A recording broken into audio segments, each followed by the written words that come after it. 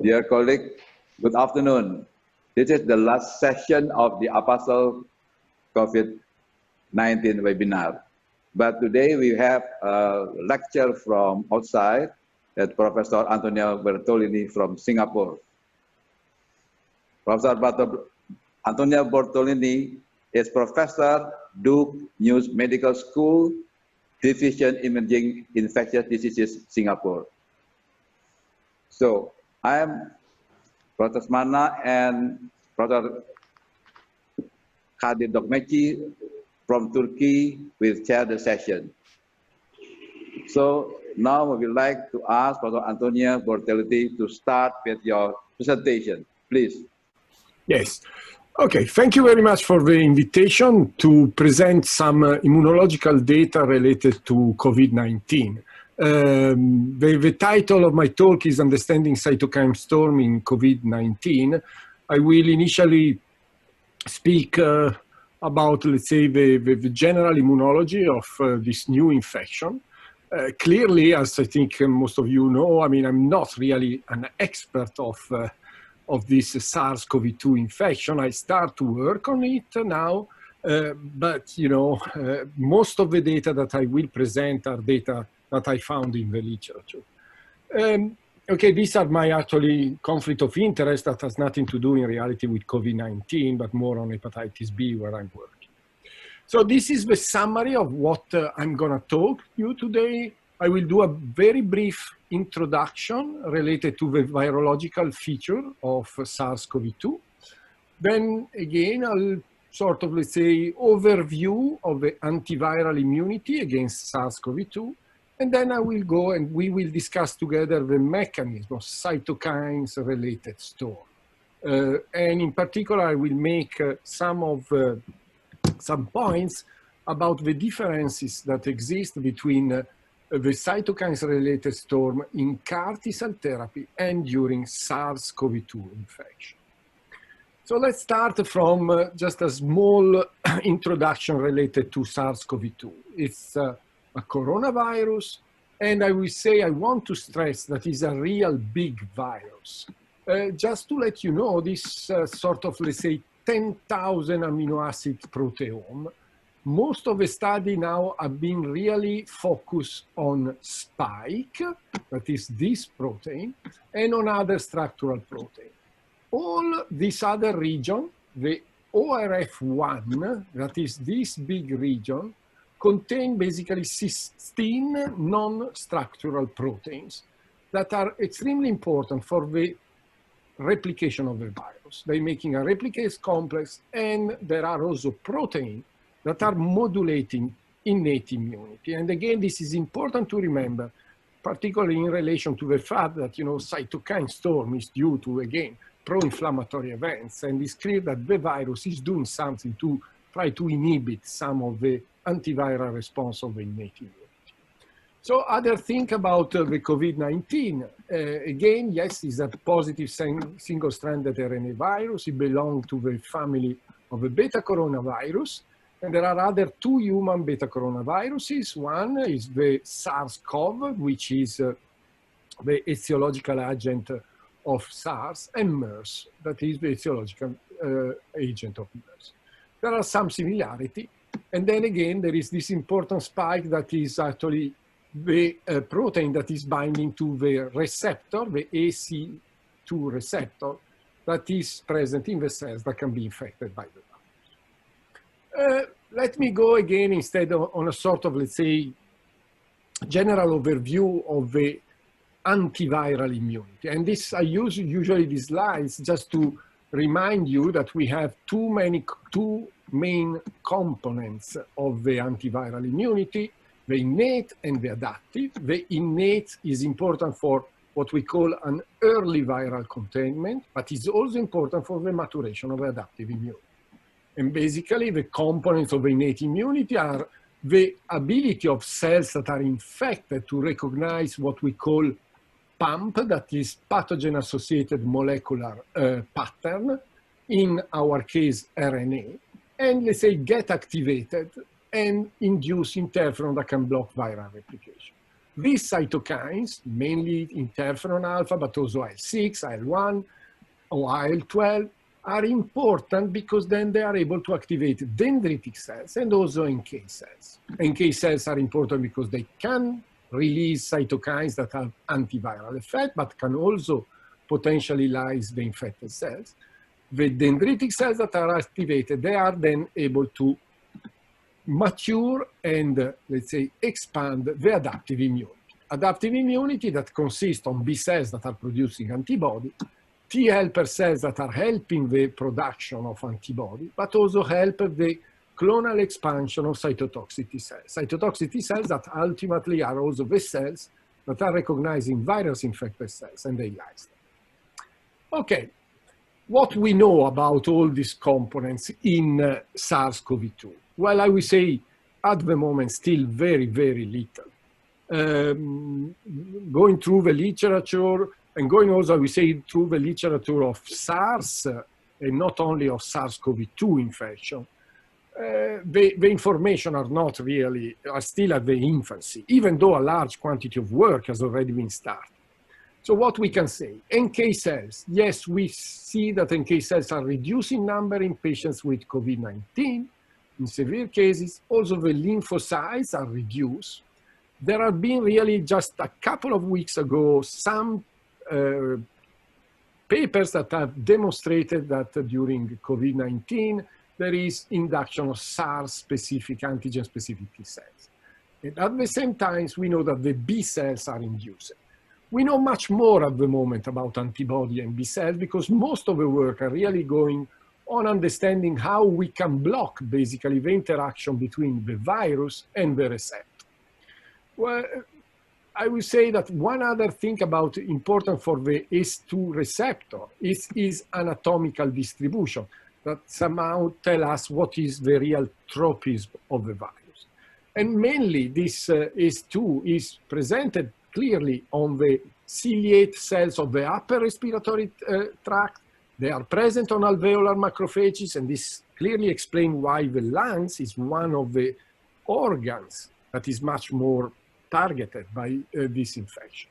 But is also present in enterocytes, and this explains why also RNA of the virus can be found in the feces and also in cholangiocytes. It's not been, let's say, seen to be presented instead in hepatocytes. I forgot to put here that also the kidney cells have ACE2 receptor, and now there start to be some data that are suggesting that there is also kidney components in the COVID-19. But let me go back to the antibody now. And again, there are antibodies that are specific for spike proteins that are known to neutralize the virus, and therefore they are protected. We also know that neutralizing antibody against this region, a particular region of the spike proteins that is binding to the receptor, are actually being identified in the patients that are resolving the infection. And this is why also the serum of the patients now that have been able to control the virus is used for potential therapy. Okay, now another point that I think is interesting, which is something that we start to know, is the kinetics of the B-cell response in COVID-19. Here in reality, the first figure that I'm showing is not the kinetics of the SARS-CoV-2, it's not the kinetics of the COVID, but is the kinetics of the antibody that were present in patients with SARS. And here it just showed that antibody, neutralizing antibody in SARS, they are really at the peak around 60, 90 days after infection, but then they start to go down after a couple of years. I would say that this is something that I've done directly. The T-cell response instead in SARS patients can last much longer. So I would say that we have quite good data that the infection with SARS, or let's say with beta coronaviruses, are able to induce actually quite a good memory response, which can actually be an important point for the question of whether people could be reinfected. And there is actually one paper that just came out yesterday in Science that actually demonstrates that monkeys that were infected with the virus are, and then they clear, they are actually protected for a secondary infection, which is an important point. Then here I'm putting instead the kinetics of antibody production during the infection with COVID-19, with SARS-CoV-2. So you can see that the virus is actually start to replicate and is basically able to replicate without symptoms at the beginning and also without antibodies. So this is really the real critical part when the virus can spread. And usually we have seen in some data that are appearing really recently in the literature that the antibody start to be produced at around 2-3 weeks after symptoms of the patient. And therefore, I would say this is important. There is a window when the antibody and the SARS-CoV-2 messenger RNA coexist, which is here. So at the moment, we don't have any data that are showing that when we have antibody, the virus is completely eliminated. There is quite a long period, that is about 10 days, when the antibody and the messenger RNA coexist. Okay, now let's go to really the early inflammatory events that are much more related to the issue of the cytokines release syndrome, which is one of the characteristics, or at least this is what has been said, is one of the characteristics of what's happening in COVID-19 patients. And what's happening basically when a virus infects, when SARS-CoV-2 infects its target, let's say a ciliate cells of the upper respiratory system. Well, the virus can be recognized. It can be recognized, and basically, again, the pattern recognition receptor, they are able to recognize single-stranded RNA or double-stranded RNA. Which are these pattern recognition receptors? Like all, we say, the RNA viruses, mainly they are recognized by TLR3, TLR7, and TLR8 that are present in the endosome, but they can also be recognized by RIG-I, that is instead recognizing foreign RNA that is present in the cytosol. So basically, these are probably, and I have to say probably because they are still not a large quantity of study, these are probably the pattern recognition receptors that are able to test and understand whether the virus starts to replicate. When this RIG-I is activated, it is activating the classical interferon-related genes that are the ones that they are causing the production of type 1 interferon, so interferon alpha, and interferon lambda. Some data are telling us that the SARS-CoV-2 seems to activate and to produce mainly, to activate the production of interferon lambda. Not at a high dose, however, not a very large quantity of interferon is produced. Instead, you can really see, again in vitro, that there is a production of pro-inflammatory cytokines, IL-6 and IL-1. We know also that the SARS-CoV-2 is sensitive to interferon lambda. So the little interferon lambda that is produced and is triggered by the infection can actually go to other cells and sort of, let's say, induce an antiviral state. But again, I want to stress that at the moment, the data are suggesting that the quantity of interferon that is activated during this infection, during SARS-CoV-2 infection, is minimal. And why is that? And I try to explain this in this slide. Well, here I'm going back to this big ORF1 genes that cover basically 2/3 of the genes of the virus. And all these proteins are probably able to suppress interferon signal. The evidence that we have at the moment is that therefore we know already that SARS-CoV-1, so the etiological agent of SARS, was actually able to suppress interferon release. We can see now that there is a lack of robust interferon signature in SARS-CoV-2 infected cell lines. And again, we start to see that in patients, and here we are going towards, let's say again, the cytokine storm, we have this idea that there are data that are showing that patients with severe COVID-19, they have low interferon gamma signature, but they have much more high inflammatory production. And this is probably due to this multiple mechanism of inhibition that are likely related to these non-structural proteins that are encoded by this ORF1. And here I listed some examples. It seems that there is this non-structural protein 15 that can alter the recognition of RNA by MDA5, which is this that is helping basically the activation of RIG-I. It's part, again, of the pattern recognition receptor for RNA viruses. We have also other data that are showing that non-structural protein 1 can directly inhibit activation of STAT1, classical interferon genes, and we have other data that are showing that another non-structural proteins can increase the degradation of this interferon alpha receptor. So therefore, I mean, the data are really suggesting that the virus is able to dysregulate the interferon type 1 response, but cause more inflammation. Sorry. And now let's go to my final 3-4 slides about really what is a cytokines release syndrome. And for cytokine release syndrome, sorry, we intend a severe systemic inflammatory response that occurred due to the large and uncontrolled release of inflammatory cytokines. And this again has been mainly associated with infection or with therapy like TCR T-cell therapy and CAR T-cell therapy. The clinical features are fever, hypotension, capillary leak, coagulation, severe organ dysfunction, and neurotoxicity. These are the clinical features of the cytokine release syndrome with CAR T-cell therapy, due to CAR T-cell therapy. And is characterized by elevated level of cytokines, mainly TNF, IL-6, and IL-1. Now, what could be the mechanism? Well, the mechanism here for when we have the cytokine release syndrome during infection are mediated directly by the ability of the pathogen-associated molecular pattern to recognize the RNA genomes.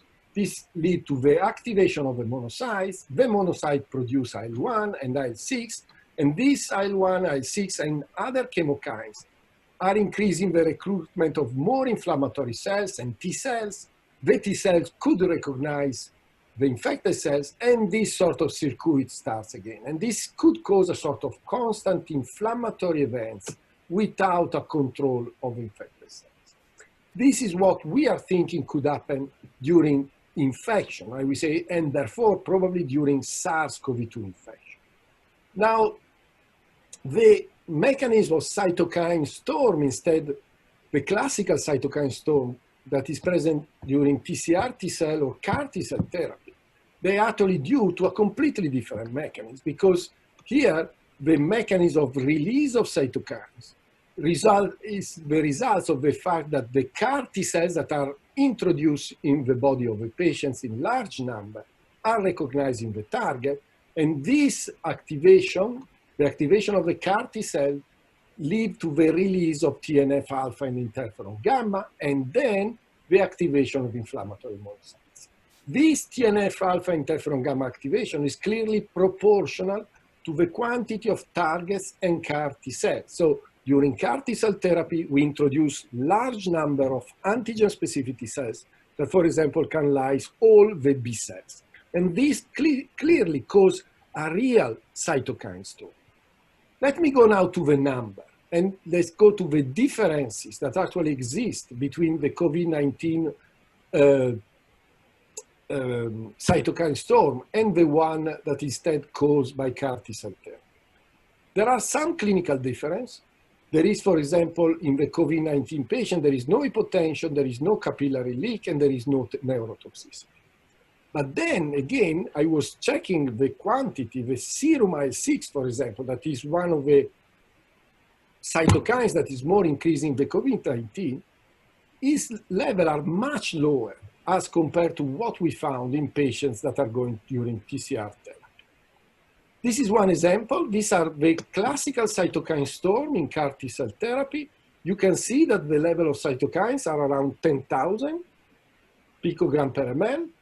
The peak of cytokines level that is found in COVID-19 is no more than 100 and 200. So you can see that, the cytokine storm in CAR T-cell therapy really has a much higher level of pro-inflammatory cytokines.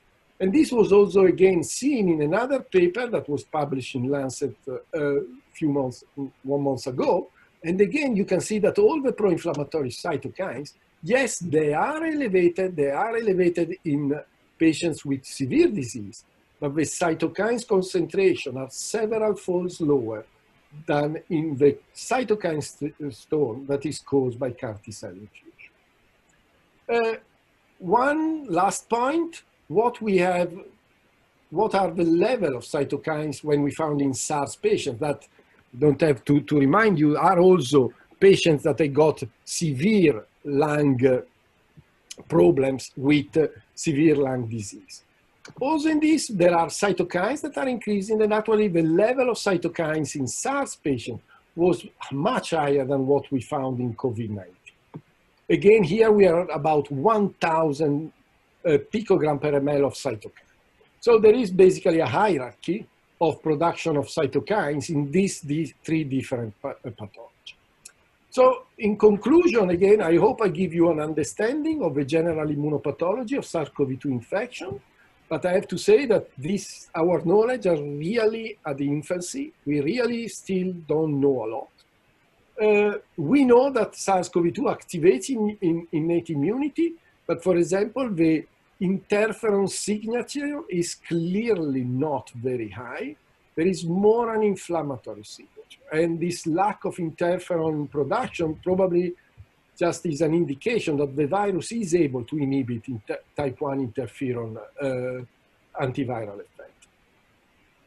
So my last point is that inflammatory cytokines are definitely produced in COVID-19 patients, but their level is much lower than what has been detected in CAR T-cell therapy and in SARS patients. Therefore, somehow I'm finishing with this sort of provocative idea that say, but can we really talk about cytokines release syndrome in COVID-19 patients? It seems to me that is more a classical inflammatory cytokines, yes, increase that is present in many viral diseases. And I'm going to finish here. I will be happy to have some of your questions. And I want to thank some of my laboratory people that are working with me, that they helped me to do these slides. Thank you very much for your attention. Thank you very much. You're welcome. Antonio, this is to Dr. Lesmana. I have sent some questions. Maybe you can answer. Aha, but I don't find it. Where I can see them? I can read out. My question is, if permitted, please. I should send it to moderator, not me directly. So, but I can speak in the interest of time. What is the relation between interferon lambda versus type 1 interferon in the context of COVID? Well, so I mean, I was just quoting some data where they are infecting cell lines in vitro, and they were find out that the interferon lambda was the one more produced, more than the interferon alpha and interferon beta. So now, just the type 1 interferon usually is alpha. Type 1 interferon is interferon alpha and interferon beta. Interferon lambda is called type 3 interferon. It seems to have a very actually also good antiviral effect in vitro against this. And I think there are actually attempts now to use interferon lambda as a potential therapy. There is some discussion about it. That's the only things that I know. People are also looking into the interferon beta as a therapy. And also I wanted to know what is the relation between organ failure and the cytokine release syndrome? Which of the cytokines you think are more damaging to the organs, especially kidney and heart? You see, Professor Sarin, I mean, looking at what's going on now, I mean, I think nobody knows what is the pathogenesis of these diseases. And really, I mean, I was shocked in a way to find out that the level of inflammatory cytokines, in reality, even though it's increased, is not so high. So in a way, the general idea that are the cytokines that are inducing organ damage, I don't think is really something that we can support at the moment. Because you see, also, there are clinical even differences between what's happening after CAR T-cell therapy. In CAR T-cell therapy, there is clearly neurotoxicity, there is clearly hypotension, which is probably really due to this large quantity of inflammatory cytokines.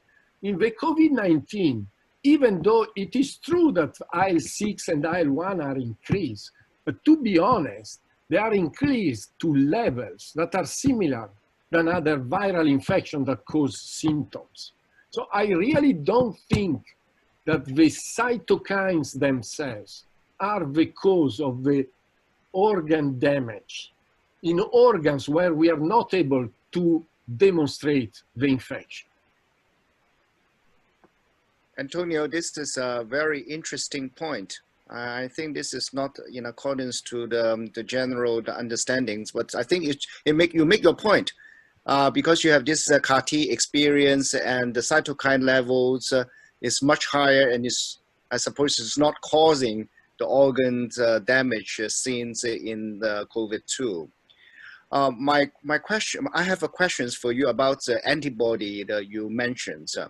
The IgM increases, and then with the declines of the virus, there is an overlapping time zone. What type of antibody you are testing? What is the antigens you are testing? Because we have lots of issues around here. Everybody wants to get the antibody. What antibody assay and what is the antigens you are talking about when you talk about the IgM? Yes. Now, this is a very good question, George. And I found also myself sometimes in a complete confusion about this. So let me tell you a couple of things. So mainly the tests have been done to test a neutralizing antibody, which, however, are clearly one antibody that is only specific for this part of spike protein that are binding to the ST2 receptor. In reality, again, there was a paper, I think, again, a couple of weeks ago, even less, where it showed that the kinetics of antibody against the different structural proteins, therefore I'm thinking about nucleocapsid, membrane, envelope, and spike, they are all starting, and they seem to start all at the same times. As far as concern IgG, okay? For IgM, to be honest, I don't think we have data. But when I'm saying the antibody are starting, I think now we can say antibody against the different structural proteins are occurring. I don't think we have at the moment any clear data whether there is a difference in the kinetics of antibodies that are recognizing different parts of the virus. One other thing that I can tell you is that, for example, in SARS, it was clear that the neutralizing antibody was going down, and that at that point, the serum was not neutralizing anymore. But you still have in patients that got SARS 20 years ago, basically 17 years ago, you can still find some antibody against the nucleoprotein of the virus. A little bit like our anti-core hepatitis B, you see, that is still present when you just get in contact with the virus. Probably is not an antibody that is has neutralizing activity, but is present and can give you whether you've been in contact with the virus.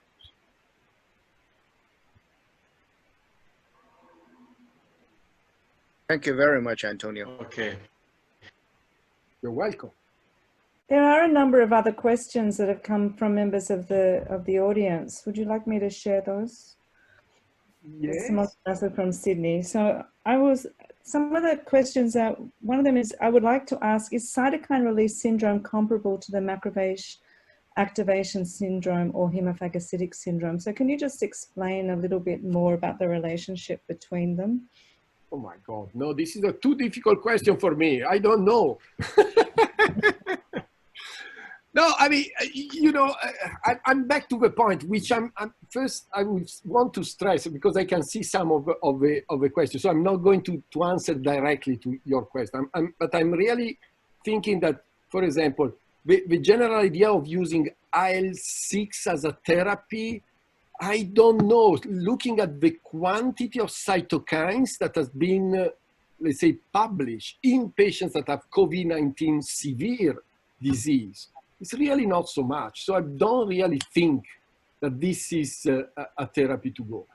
To be honest, again, I see this, again, production of pro-inflammatory cytokines, a sort of normal antiviral immunity. I can see this level of IL-6 in other viral disease, where in reality we never talk about cytokines release syndrome, okay? For the two pathology that you told me that now I even forgot, I'm sorry, I don't know. I cannot give you a clear answer. So I think you've triggered some thoughts, and then people are saying, well, is that the secondary deaths that we see in the second or third week of infection that have been attributed to the cytokine storm, are they actually due to secondary events such as bacterial superinfection or other events? It could be. You see, I mean, it could also be because, you know, one other point which I'm interested to study is whether the second really wave of pathology is actually due to the fact that then you start to have adaptive immunity with T cells that are really going and lyse the infected cells. That's also something that we don't know, but which we'll be interested to study. So I think you have to answer the question from Nikolai Naumov is on there, on the Q&A section as well. Where is it? He's on the Q&A. He says hi for to start with. But then he says, recently significant cross-reactivity was reported at cytotoxic and helper T cells between SARS-CoV-1 and CoV-2. Will this help to control SARS-CoV-2 infection? Okay, so I do think that, I mean, there is no question that there are cross-reactivity between, I would say, T cells that were able to recognize SARS-CoV-1 and SARS-CoV-2. And that's something actually that we are studying. Here, I think the big question is, are the T cells important for protection, or are the T cells important for pathology? Okay, so this is something that at the end of the day, we still don't know. I personally think that we have many data in animal model, but also in SARS patients that told us that when you have a good T cell response, actually the disease was less severe. But in the SARS-CoV-2, in the COVID-19 patients, we still don't know. So again, I really think that here the question of cross-reactivity is correct. I do honestly think that in the general population, there could be a sort of cross-reactivity against COVID-19. There is not only SARS, there are other coronaviruses that are causing normal cold that can actually cross-react with SARS-CoV-2. But whether these T cells will be protective or whether they will modulate the pathology, that's something that we still don't know. And it's clearly very important because it can even explain why the syndromes that you encounter in patients are so different.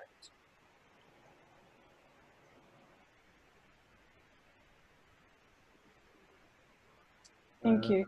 You're welcome. Thank you. I might ask a couple more questions that have come to us from the audience and then head back to Professor Vesmana to moderate, and then I'm going to give us a quick presentation. So I don't know if you can see the Q&A questions that have been put there. I see some, unfortunately, some they will say, oh, the audio is not very good, which I really regret. Yeah.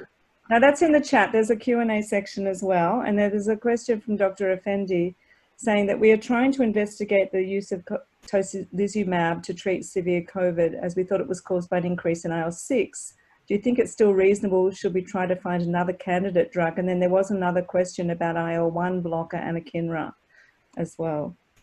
Hey, you know, I'm not, I would say, I mean, people have to understand that I'm more a laboratory guy. And therefore, it's difficult for me to answer this therapeutic question.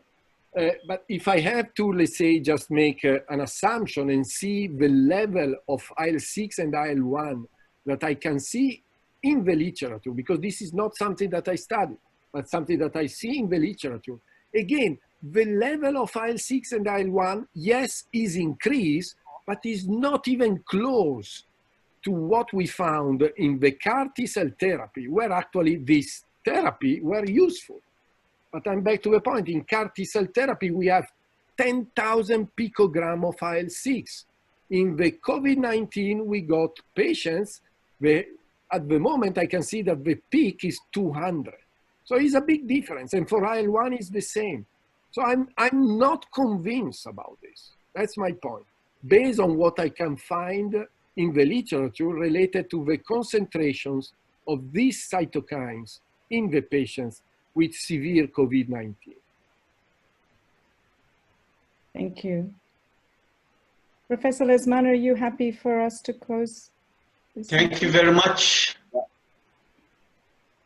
Professor Sarin, you have another question? I don't know, I see. Oh.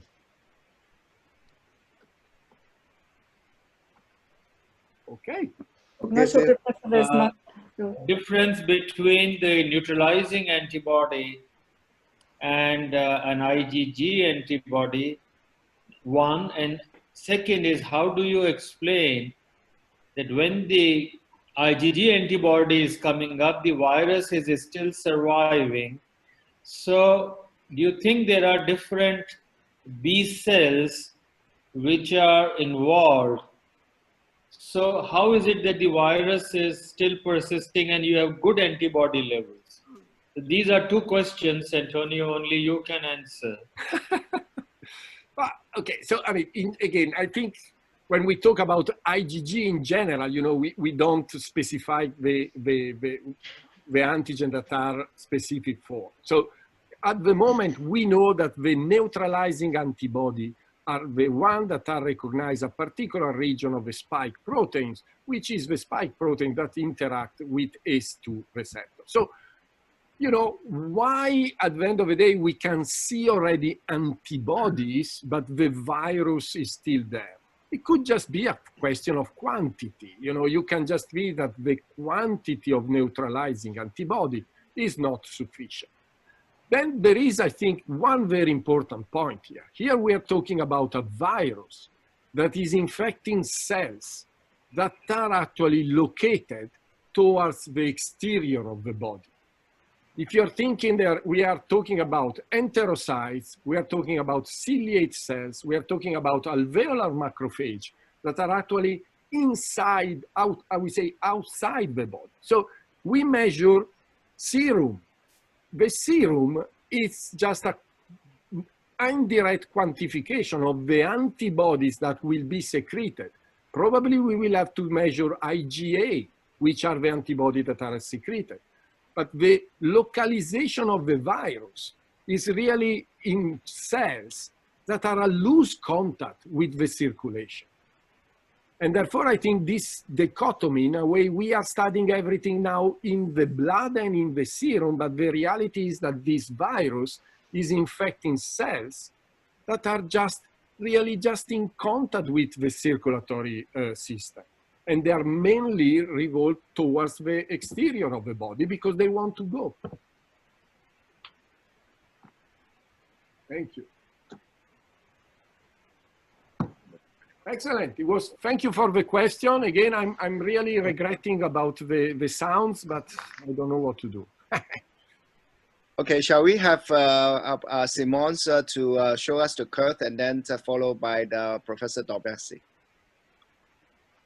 Thank you, George, and thank you very much, Antonio, for an absolutely beautiful talk.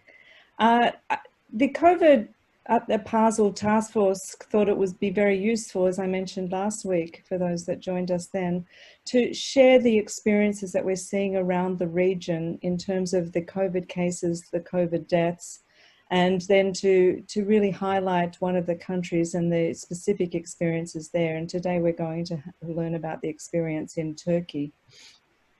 I'd like to share here the deaths, the total number of confirmed COVID-19 cases. Of course, these are confirmed, so they are predicated by having tests that confirm the infection of what we are seeing around the region. And you can see the very high numbers that we know about from particularly the non-region, so the United States, Russia, Brazil, which is rapidly increasing and about to overtake Russia, and the United Kingdom, and Italy, of course. Below that are the cases that are emerging around the Asia region. And you can see the numbers there. They're certainly significantly less to date than we're seeing in other parts of the world. But Turkey is unfortunately leading with 153,548 cases as of yesterday. But they have seemed to have flattened the curve, and we're going to learn in a minute from Professor Dokmeci about what is happening there to flatten that curve. Unfortunately, other countries around the region have failed to flatten the curve at this point, and so we're still seeing rapidly rising cases from India, from Pakistan. There's been a resurgence in Singapore, increasing cases in Indonesia, Philippines, and they're mainly the ones. Most of the other countries around the region seem to have locked down very quickly and introduced social measures to really stop that rapid escalation in cases, and that's very fortunate. But we do have particular regions of particularly countries in the region that we're seeing emergence. I'd also like to show the total number of confirmed COVID-19 deaths. And of course, these are confirmed deaths related to COVID-19, and there may be many other deaths across the region that have not been counted in these statistics, and that's highly likely. Again, we're seeing nothing in comparison to other regions of the world, but there are particular areas of concern, and particularly there India, Indonesia, and Pakistan, with increasing number of deaths on a daily basis. Again, we'll learn in a minute that Turkey seems to have lowered their death rate in most recent weeks, which is very fortunate. Much of this is dependent on testing, as I've mentioned, and the testing rates around Asia Pacific region are variable. Many countries we don't actually know the testing rates, and other countries have very low testing rates compared to other regions. I'm proud in Australia that we've got one of the highest testing rates in the world, but we've got very few cases, so we're doing many, many more tests than we are finding cases, and we're starting to question the cost effectiveness of that. But other regions of the world, particularly Russia, have got very high testing rates, but around Asia Pacific in general, testing rates are low, and therefore we're going to have real struggle finding out how much disease we actually have before we're seeing the significant impact of the deaths.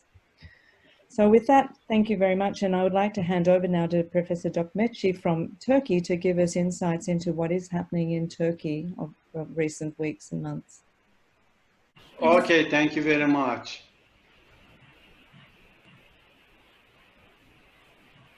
Present the situation of COVID-19 in Turkey.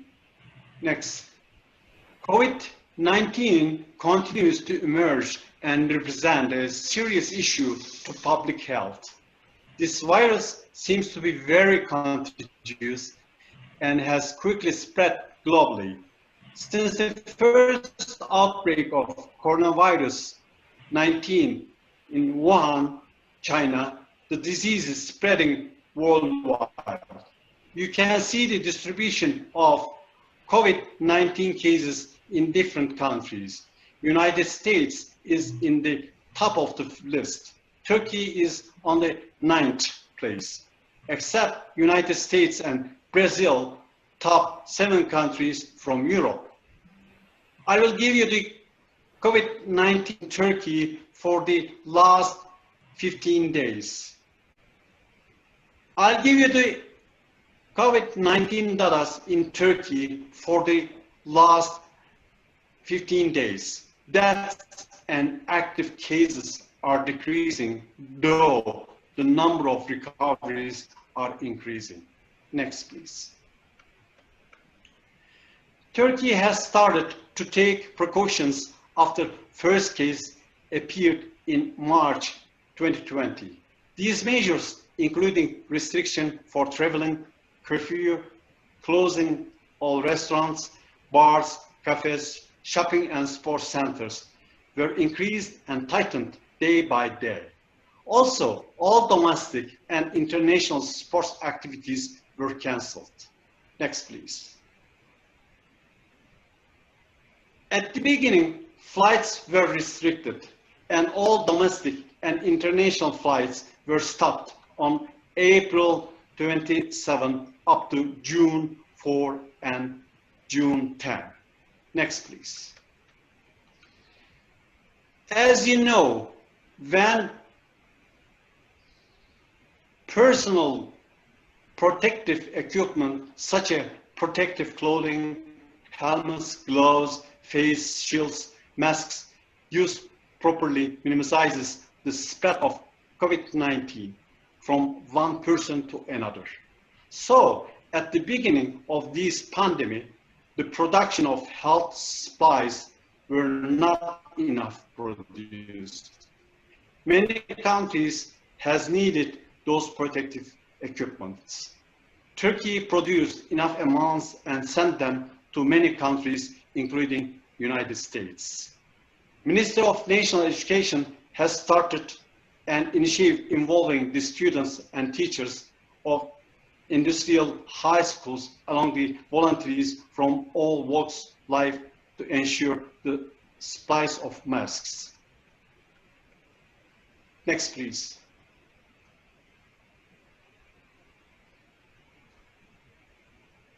Next, please.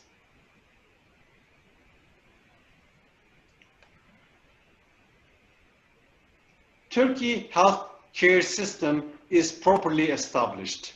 Years of conflict in the Syrian Arab Republic have resulted 6.5 million who are internally displaced, and over 5.5 million people have sought refuge in neighboring countries, of whom more than 3.6 million are in Turkey. Also, Syrian refugees have been taken care of COVID-19 as same as Turkish citizens. Next, please. This is the last diagram. As you can see here, now there is the peak is declining. Yesterday, Minister of Health, Dr. Fahrettin Koca, declared that the outbreak is under control, but the realities on the virus have not changed. Our home remains the safest environment against the virus. The coronavirus threat has not disappeared yet until by isolation and treatment of the final coronavirus case. The risks continue, and losing the control will be an invitation for a second wave. We have seen this in many countries. Yes. This table, data table showing the first case occurred in Turkey 11 March. And after this date, the COVID-19 cases are increasing very, very much. As you can see here, the new cases, total and active cases. And I can show you the yesterday data. Please, next please. Total number of that are 4,249. Fortunately, patients in ICU and intubated cases are decreasing. More than 1,000 patients were recovered up to now. Next, please.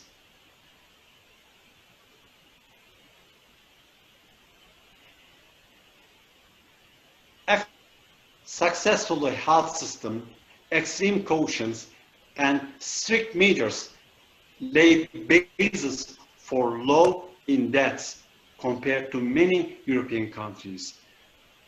The fight against COVID-19 has been most important agenda than in recent months in Turkey. Thank you very much. Next, please. See you happy and healthy without COVID-19. Thank you. Okay, thank you everyone. And I would like to also like to thank the APASL COVID-19 Task Force, which is chaired by Professor George Laus and guided by Professor Sytokine to have this episode 1 of the APASL COVID-19, which is a series of 7 webinars run every week. And today going to be the last webinars of the first episode of the APASL COVID-19 webinar every Saturday at 4 p.m. Beijing time. To completely wrap up with the episode 1, the APASL COVID-19 on behalf of the APASL and under the guidance of Professor Sarin, we are pleased to announce the clinical practice guidance for hepatology and liver transplant providers during the COVID-19 pandemic, which will be available online on the Hepatology International very soon. Please come visit our website at the APASL to check it out, and it's going to be online very soon, I promised. And with this, the guidance, this is a hard effort of Professor Laus and Professor Sarin to put together all members of APASL COVID-19 Task Force. Moreover, since COVID-19 going to be with us for we don't know for how long, and there are more and more information coming out, on behalf of the APASL and the APASL COVID-19 Task Force, we are pleased to launch the second episode of APASL COVID-19, which is going to be the portal where you can update your knowledge and management of COVID-19 in varieties of chronic liver disease. And this is the portal where you can ask the speakers, which is going to be invited not only in the region, but around the world to speak every Saturday. The second episode of first series of second episodes webinar going to start on June the 6th, the same time, 4 p.m. Beijing time. So stay tuned and please regularly visit our APASL website to check it out and follow the APASL webinar.